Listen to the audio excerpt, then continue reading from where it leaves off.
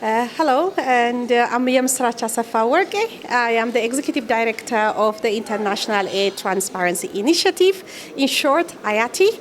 And we are a multi-stakeholder initiative made up of over 100 members who actually created Iati since 2008 in Accra Aid Effectiveness Conference, where the world has come together to say that we need to know where money is going, and who is benefiting from money, aid, and where is these projects being implemented, and who is implementing them, and what result they are achieving. The world was very curious to know where money is coming and going. So we were created in 2008. Since then, we have expanded enormously. We have created over 2 years since our establishment, Iati standard, a standard that would allow data to become more comparable among very many publishers of data.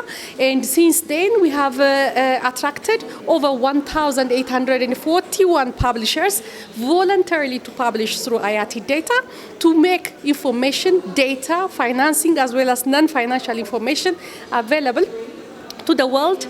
At the moment as we speak, 2/3 of the ODA, the Official Development Assistance, data is captured in Iati, and close to $3.1 trillion of spending is captured in our database, and that data is available to everyone to see, know, monitor, report upon openly for free. So this is what Iati does: collect information using a standardized format and making it available to everyone to make a comparison, to track, to hold others, governments, as well as stakeholders accountable. And that's what Iati does, and we are pleased to say today that we are standing tall by bringing in this information for free. We are a digital public good. We are acknowledged as such by the Digital Public Alliance, and in the Civilian Outcome Document, Financing for Development 4, which happened in June 2025, Iati is recognized as the most important initiative that would make development finance more transparent and accountable. That's what we do. Okay, a question here. What makes someone qualified to be a member at Iati? What qualifies one to become a member of Iati? Anyone can be a member of Iati. You can be a civil society organization, you can be a government, you can be academician, you can be the government, and then you heard it today, this morning, the Kenyan government has come and represented Kenya here in this membership assembly, and they expressed interest to join Iati in the future. They appreciate the amount of work and information that we bring in to different governments in the world, across the world, and they are very happy going forward to consider being a member of Iati once official documentation goes through. So the idea is that anybody can be a member of Iati to publish, first of all, your data, if you are a provider of resources. Even if you are the implementer of resources, you can also be publishing in Iati, and you are most welcome to join us. Even if you are a user of Iati data, we also welcome you to join us. So the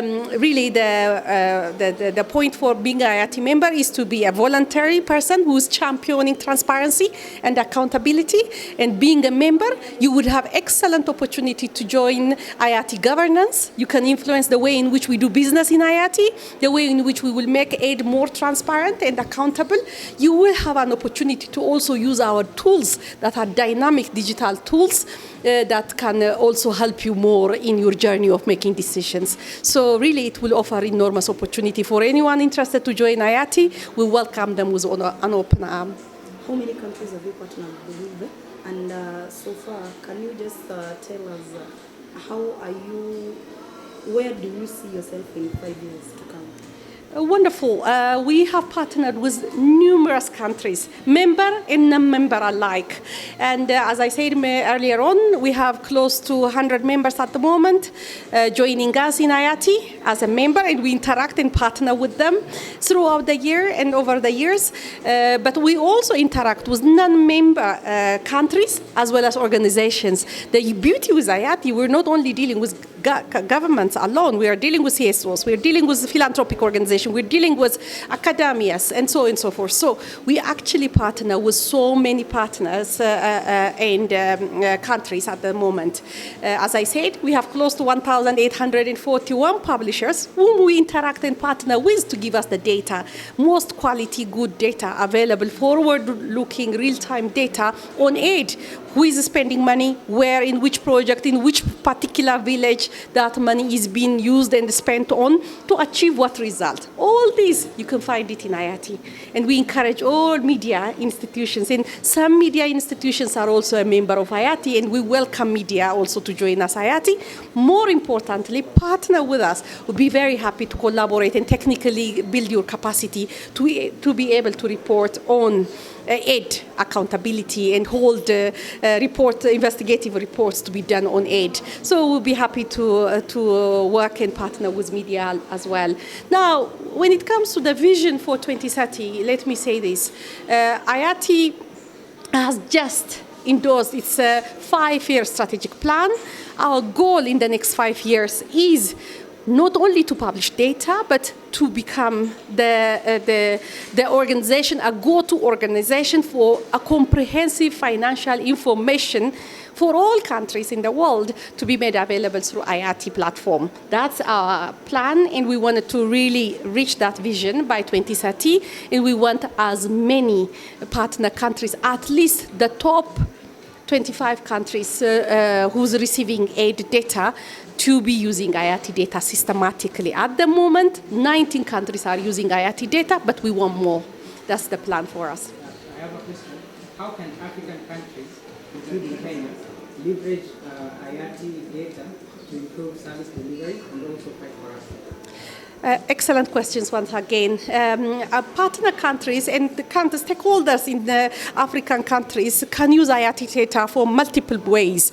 And the first and most important area is how do we improve services? Services in education, services in health, services in water and sanitation. These are critical services that would be needed for poverty to be reduced, inequality to be addressed in Africa. And countries can look at data in Iati. One thing is very important to notice. Many countries have their own information management system or public finance management system, but largely that data comes from own government data sources, but it doesn't include money that's going through multiple other avenues. So what we have is what countries might not have. So we complement the countries by bringing a comprehensive information about the amount of information that is available for countries. And yesterday, as we discussed during our discussion, a courtesy call with the Kenyan government, it was very interesting for us to notice, for example, that close to $700 million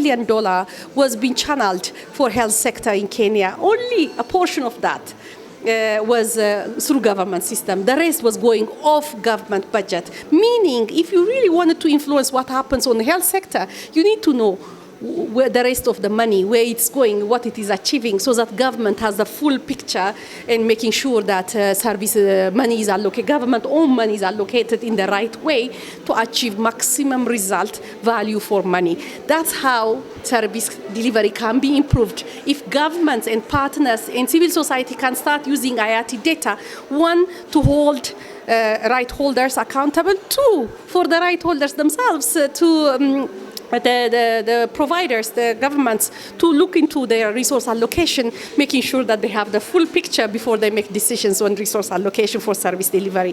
So that is how Iati can be very, very useful going forward. And the second question was? How can we use the data to fight corruption. Excellent. So this is a very important one, and various investigative international journalists, including from CNN, has been using Iati data to hold many accountable, many providers, as well as governments accountable. The way it does is this.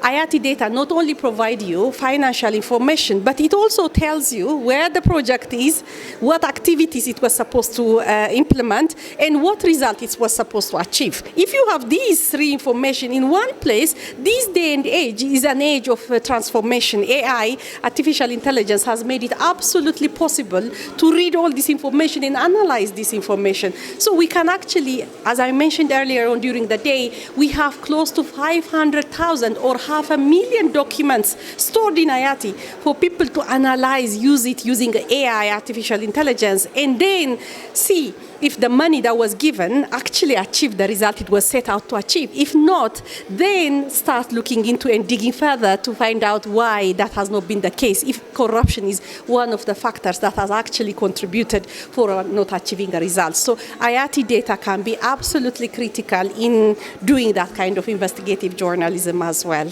So I encourage media, researchers, and stakeholders, civil society organizations to increasingly use Iati data and do fight corruption, and let us know if you need any technical capacity support, because we have a technical team that can actually support as you start the journey of doing the analysis, investigative analysis. Yes.